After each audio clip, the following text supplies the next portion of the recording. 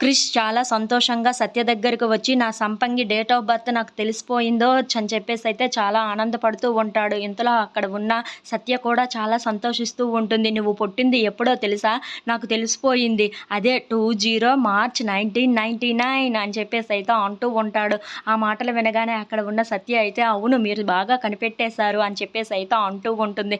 ఇంతలో అక్కడ ఉన్న క్రిష్ అయితే మరింకెందుకు ఆలస్యం పద పద అని చెప్పేసి అయితే తనని ఎత్తుకొని బెడ్ దగ్గరికి తీసుకొని వెళ్తూ ఉంటాడు.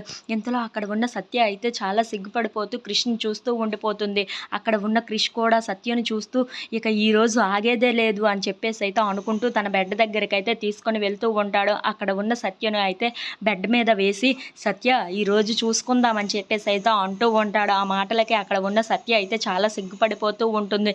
ఇంతలో అక్కడ ఉన్న క్రిష్ అయితే తనని బెడ్ మీద వేసి తన దగ్గరగా వెళ్తూ ఉంటాడు. అది చూసిన సత్య అయితే చాలా కంగారు పడిపోతూ ఉంటుంది. ఇంతలో అక్కడ ఉన్న క్రిష్ మాత్రం తన మీద పూలు జల్లి తనని అలా ముట్టుకుంటూ ముందుకు వెళ్తూ ఉంటాడు. అది చూడగానే అక్కడ ఉన్న సత్య మాత్రం చాలా పులకరించిపోతూ ఉంటుంది. ఇంతలో అక్కడ ఉన్న క్రిష్ అయితే సత్య ఈ రోజుకి అయిపోయింది, ఈరోజు నీ పని తేల్చేస్తాను అని చెప్పేసి అయితే తన్ను ముట్టుకుంటూ ఉంటాడు. అలా వాళ్ళిద్దరూ అయితే ఒక్కటిగా కలిసిపోతూ ఆ రోజు రాత్రంతా చాలా ఆనందంగా గడుపుతూ ఉంటారు. అలా ఒకరినొకరు చూసుకుంటూ ఒకరితో చాలా ఒకరికొకరు చాలా ప్రేమగా ఉంటూ ఉంటారు. If you like this video please like, share and subscribe friends.